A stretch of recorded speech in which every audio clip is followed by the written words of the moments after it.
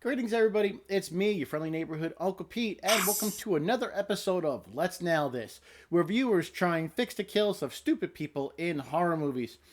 If you're familiar here, we all know that in my Nails in a Coffin series, I rate how well a person responds to a life-threatening situation. I use Nails in a Coffin as a rating system.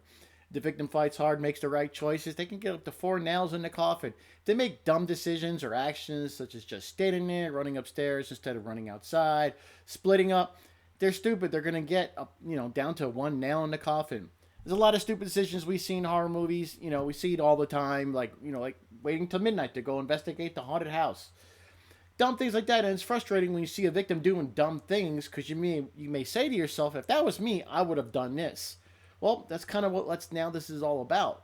I'm assigning people kills that I gave 1 nail in the coffin to because the victim was stupid. So the viewers, you guys, in turn get to tell the YouTube audience what they would have done if they were in the victim's position.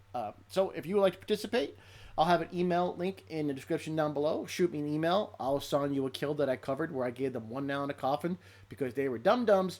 And then you get to tell everybody else what you would have done if you were in that victim's position. Should be a lot of fun. In this episode, we have Sean O'Donnell, who's a longtime subscriber to my channel. So, Sean, thank you very much. I really do appreciate it. He has a channel of his own called Let's Discuss Gaming. I'll have a link to that down below. Do him a favor, check it out, and give him a subscribe as well. We both would very much appreciate it. He messaged me and he told me he really liked my channel and that he was a big fan of the Puppet Master franchise. And I had a lot of fun covering those films, so there were a lot of 1 nail kills also. So I assigned him Cameron's death in Puppet Master 4. Now, Cameron and Lauren were trying to run away from the inn when a portal opened up and a totem from Sutek came out. Cameron and Lauren got in the car. It wouldn't start, so this douche nozzle tells Lauren to get out and push. He gets out, this dick locks the door, but guess what? There's a totem in there, and he just starts killing Cameron. He struggles with it, but he doesn't do any good for himself, so he gets killed fairly easily. So, let's find out what Sean has to say about Cameron's death. Sean, let's nail this.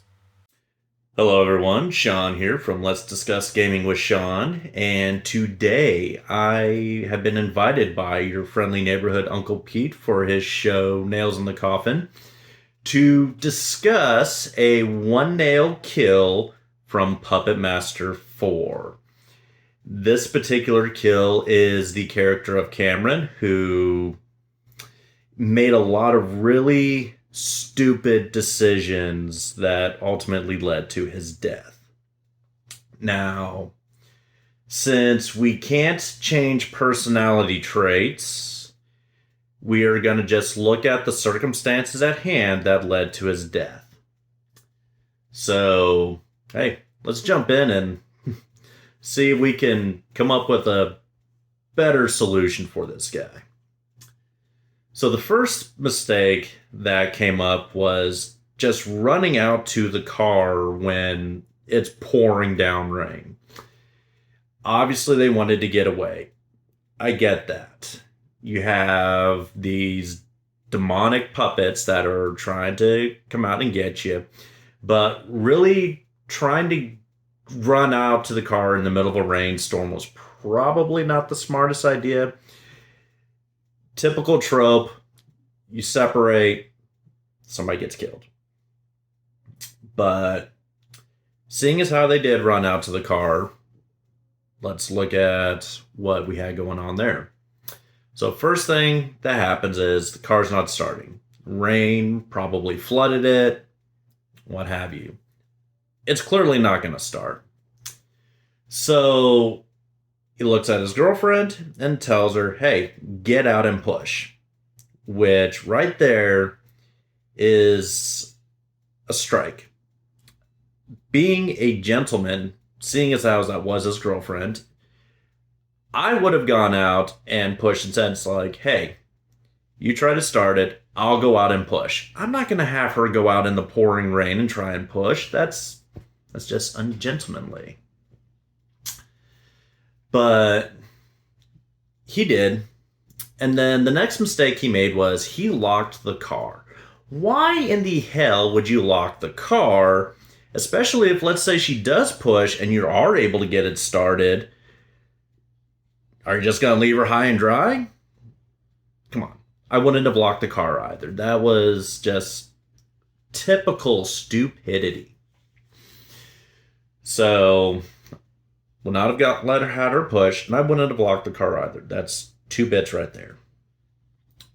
But then let's look further into the scene that was his death. So, she steps out, he locks the car. And then the demonic puppet starts attacking his crotch. And so he's fighting with it, trying to get, struggle to get off, what have you. This puppet can't weigh more than 5-6 pounds. It's very small. And so for anyone that's ever been attacked by a pissed off cat, you don't fight with it. You kick it off, you throw it, you try and get it away from you. So yes, it's going to be attacking him in a very feral manner. But he could easily grab it, throw it in the back seat, unlock the car, get out, and run back in with just really a few minor scratches. So, I mean, that's really going to be the gist of it. I mean, even if, let's say, he throws it in the back seat and it jumps up and attacks him from behind, his hands are still free to unlock the car and get out.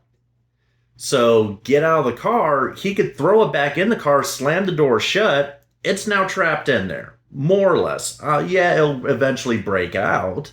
But, once again, this thing can't weigh more than 5 pounds.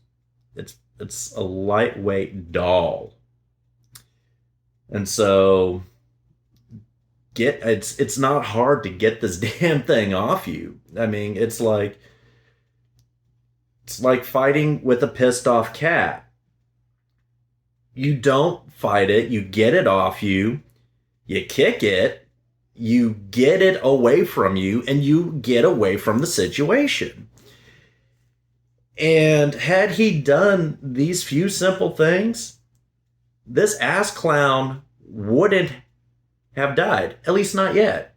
I'm sure he would have made some other stupid mistake later that would have got him killed. But at the very least, at that particular point in time, he would have gotten out with a few scratches at best. So that's just my take on the situation. Once again, this guy was an egotistical asshole that, I mean, definitely got what he deserved, but was just too stupid to really get out of this thing alive. So, obviously, he's never dealt with a pissed off cat, because otherwise, well, you would have been able to get out pretty easily. But anyway, that's my take. Thank you, Uncle Pete, for having me on your show. And yeah, I'll catch you guys next time. Thanks, Sean. Great response. I like how you started with it. He made a bunch of stupid decisions that led up to his death. He also brought up the typical trope of splitting up. I also agree what a crapbag he was, telling his girlfriend to get out and push. That's on mega levels of douchebaggery. I mean, yeah, that really kind of pissed me off with him. And his moron even locked the door, which was another grave mistake. I also like how you brought up how the puppet doesn't weigh much of anything, so he probably could have grabbed it, kicked it, thrown it, done something, but he didn't. He just flouted around and got killed. He made a bunch of mistakes that led up to his death. So if he didn't make all those mistakes that Sean mentioned, I think he could have survived. So Sean, I think you did a great job there. So let me know down in the comments what you thought of Sean's Let's Nail This. Would you have done anything differently? How would you have responded?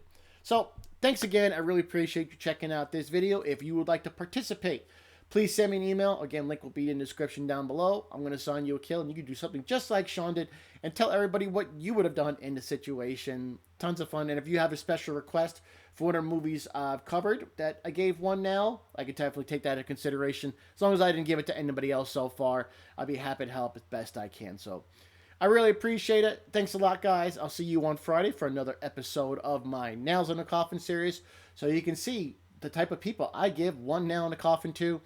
I'll see you next Wednesday for another debate series with my good buddy Carlin, and back here in 2 weeks for another episode of Let's Nail This. Thanks a lot, everybody. Take care of yourselves, take care of each other, and be good to each other. I am your friendly neighborhood Uncle Pete. And remember, with great kills, there must also come great nails.